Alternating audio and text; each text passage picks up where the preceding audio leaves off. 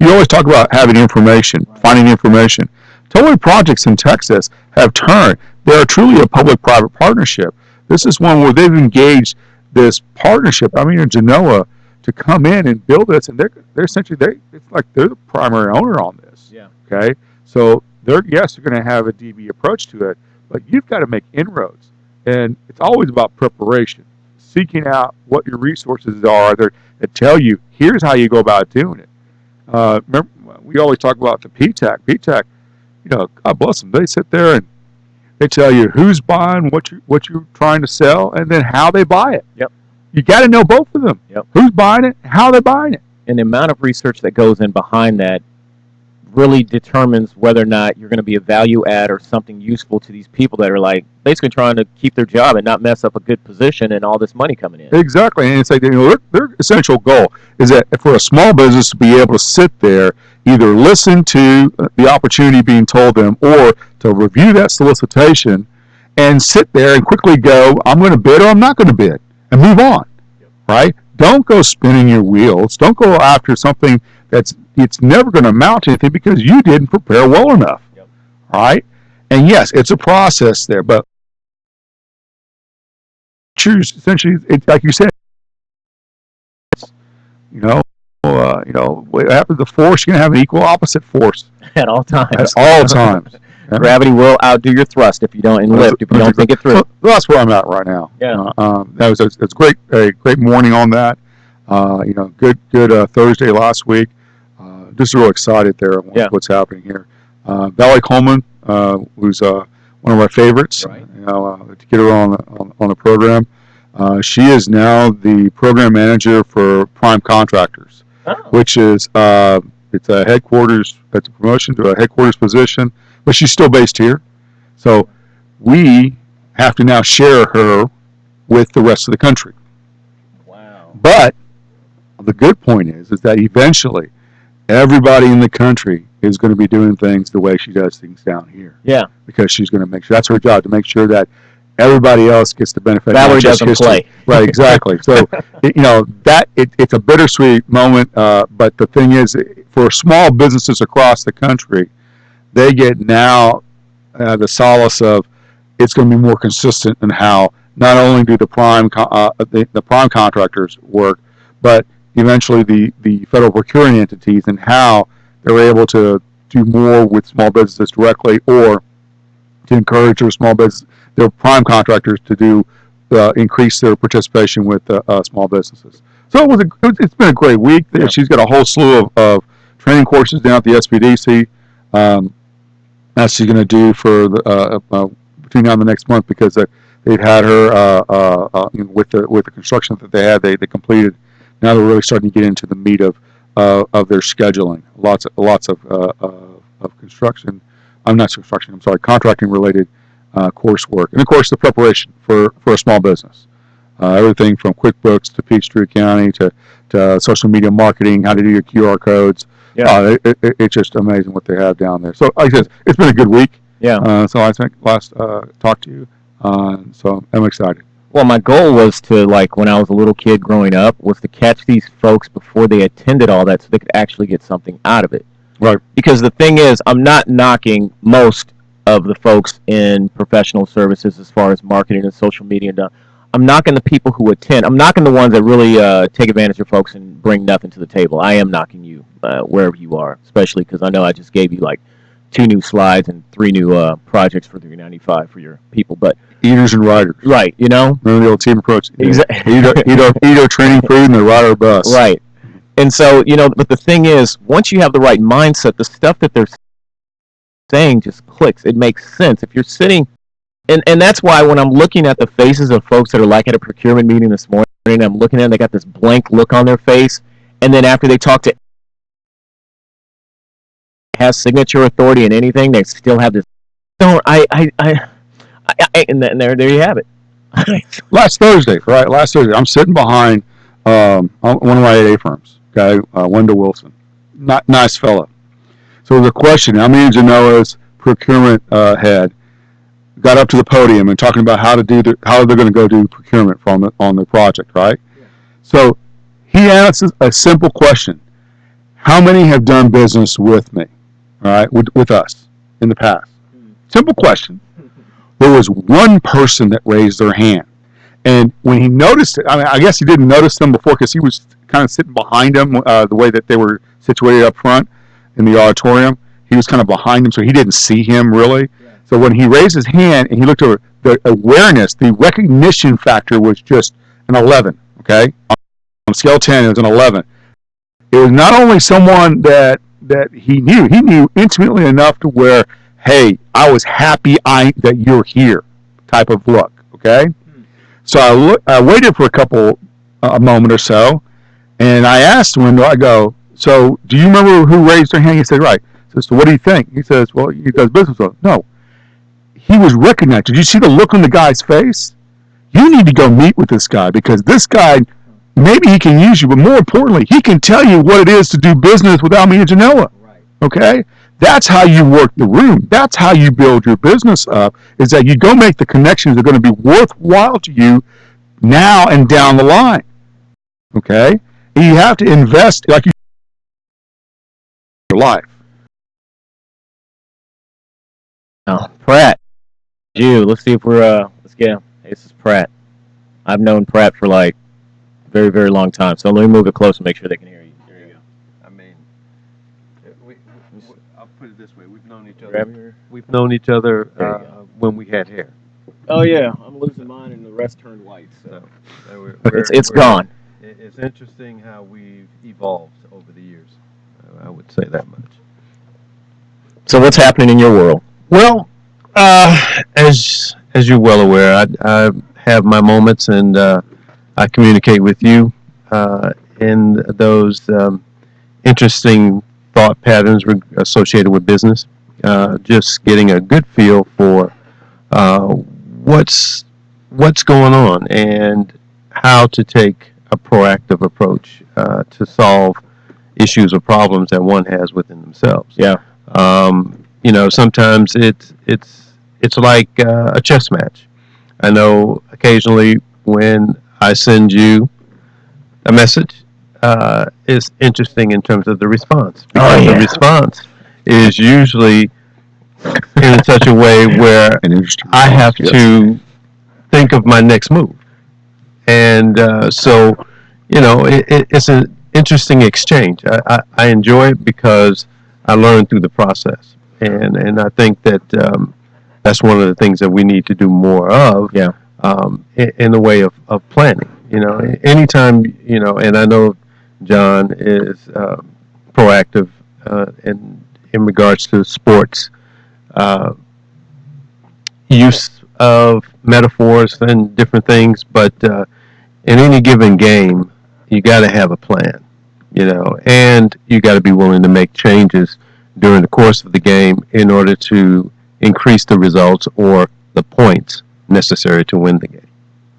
So that's enough said. Okay. But as far as things that are going on, I would say the past, I would say couple of days have been enormous. I mean, with so many things that are going on related to business opportunities, I think basically for a lot of people out here trying to make decisions or the right decisions, it's a smorgasbord, and they're trying to figure out how much do I put on my plate. Yeah. There are those who are putting just enough, and then there are those who are overdoing it. And I believe the ones that have a tendency to overdo it tend to block the opportunities or make miscalculations in regards to those opportunities. Yeah, because I'm usually when I'm out in public and I do all these free events and stuff, I usually have to preach someone else's sermon notes. Like I'm not at liberty to go into 10KSB and tell you what I really think. I can't go even to the Urban League and tell you what I think. I can't go to the library system. I can't do any of that. It works out that I'll probably be part of like the Liftoff Houston deal, and I'll get to speak to those people very candidly about how do you really approach a business plan competition. But it's one of those situations where I really want to do so much. It's lonely out here.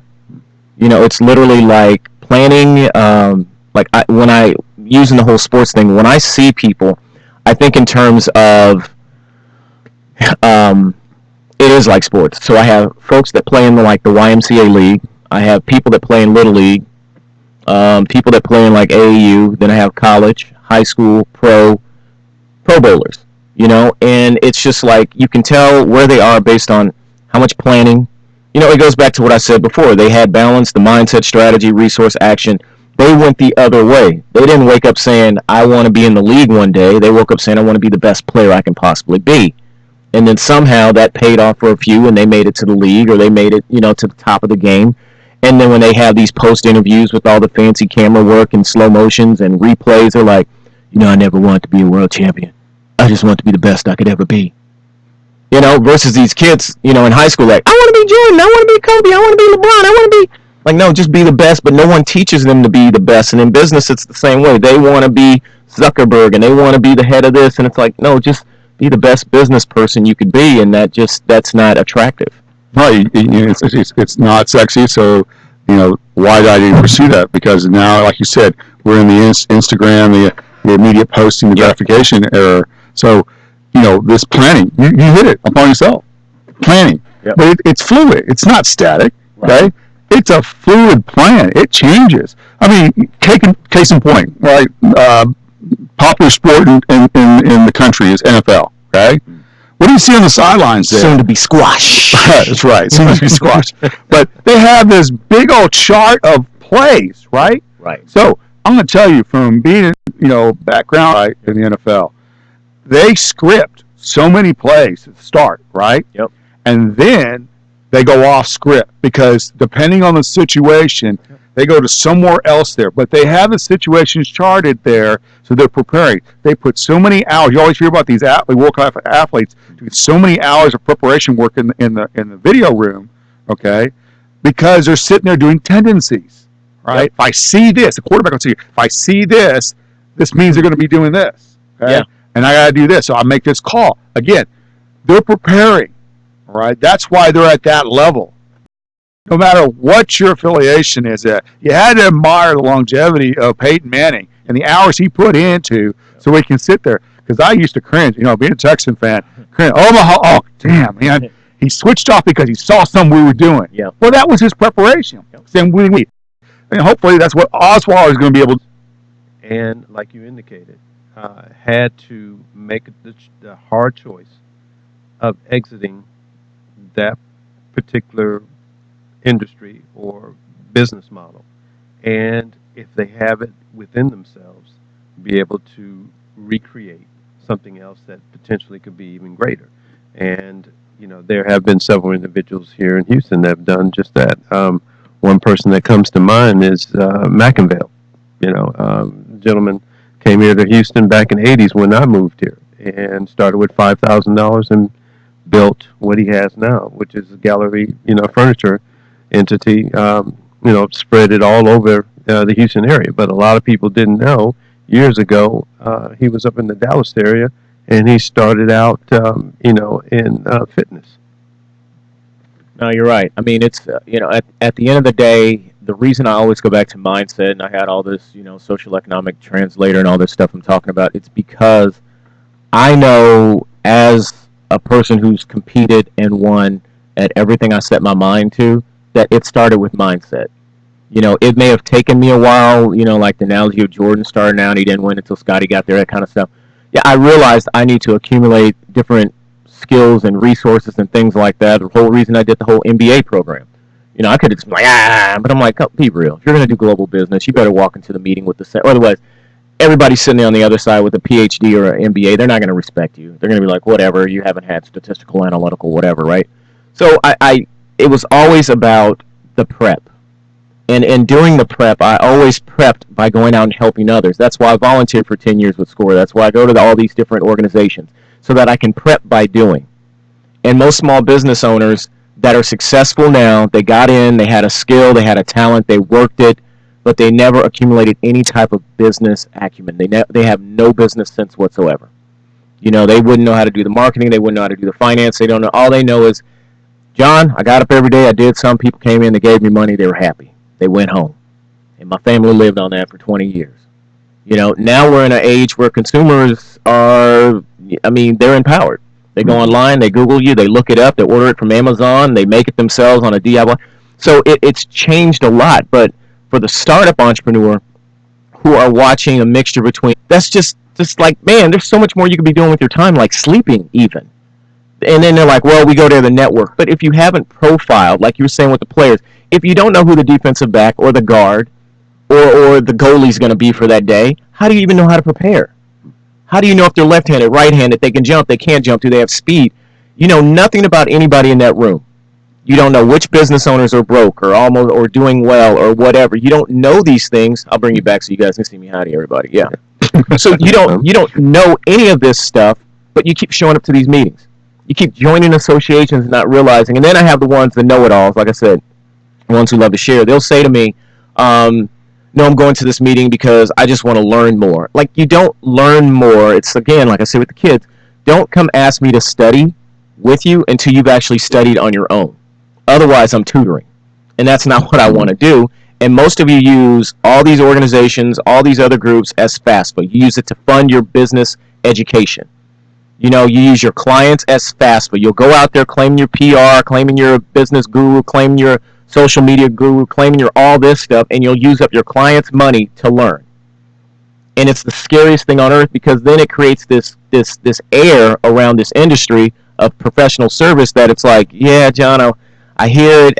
I think I just want to find one more person who makes me feel good and give them my money than to go with you, because right now you're really scaring me with how different you talk, and I've already paid a couple people that are supposed to be really good according to Facebook. So I'm going to go with one more feel good before I actually, like, you know, either get out of business or maybe come to you and pick your brain for a couple months and then try to figure out what you're saying. So I don't know. As quarterback, you're right. The option, I have to stay up, and you're right. Pro ball players sit up and study. Their book is that thick. A playbook for a team. When you sit in films, you're sitting there and you're watching the same thing over and over. College is the same way, especially big-level college games. So I don't know. I'll leave it at that. But Pratt, give us some contact information because we're coming up. Sure. Contact information, you can email me at plrobinson@hotmail.com. I'm adjusting some things so that's Tell me what contact. you do, man. Nobody. Yeah, well, and then we go on, and I am an individual who background professionally printing. I've also been involved as a supporter in regards to business development. Sharing information as well as sharing my network, if you will, of individuals who are out-of-the-box thinkers, because I believe that is the only way to, in a sense, break down that wall that tends to be in front of you. We tend to hear things that seem to be always the same, but sometimes it's nice to hear something that is different and will make you, within your conscious mind, make the right move to be productive, be positive. I'm good at resources. I believe that an individual needs to know how to reach out and make the modified adjustments to be good at whatever they consider themselves being good at. He's the connector, that's for sure. You are the connector as far back as I can remember, because I love getting your newsletter. You know, tell them how to get to your newsletter again, or your online deal. You can email me at plrobinson@hotmail.com, and I will be more than happy to connect you on HBBIN, which is a Houston Black Business Internet Network. The website. And you don't have to be black. Right. Exactly. The website is going through a transformation. So once that has happened, I would like to be able to come back and share some things with you, because it's going to be very nice, interesting, progressive outlook on what's out there, and you can navigate yourself very well. Yep, community business hour, doors always open. With security, but I mean, yeah, the door's always open, so you can always come back. You know. So, all right, go ahead. Well, like I said, Houston's fortunate, right? We are truly recognized as a true dynamo for small business. Okay, and we do that because it's what Mayor Bill White said, can-do attitude. Yeah. Okay. Roll up our sleeves, go out there, we hustle for it, right? Make it work. And one of the things that we recognize is that without a lot of federal opportunities here, I mean there's the big three, but otherwise you have to go elsewhere. So our biggest emphasis is on small business. You got to think bigger. You got to be bigger. You got to be unafraid to sit there and go out there, take the lumps, right, and go learn the process, learn where to find it, where are the opportunities, go after it, make yourself better every single day, and to leverage out the contacts that we've already arranged for you. Valerie Coleman this morning telling her, hey, I've got an updated a contact list for all the federal buying activities in 11 states. And it's not, we had 5, so, Louisiana, Texas, Arkansas, Oklahoma, New Mexico, but now she's also bringing to the table Colorado, North and South Dakota, Wyoming, Montana, okay? So basically the middle of the country now, so that's every Air Force base, every installation, every federal different opportunities, the Mint in Denver, whatever it may be, that liaison now, that small business specialist for each one, that's your gatekeeper to getting into that buying activity, right? And leverage them to get you to get in there to talk to those buyers so that you have it and it's a little bit easier for you. Otherwise, you can try to fight on your own, okay? But ask her for assistance on it, right? PTAC, we always talk about SBDC and PTAC and SCORE. These are there already there. Go utilize them, fully leverage them out. I was talking to somebody after the event today. And they said, well, I want to do this. And I go, did you not listen to anything about what I said about PTAC? Or, Right. Go to them. They will help you define it. They just didn't believe you. It's that simple. I go, it's that simple.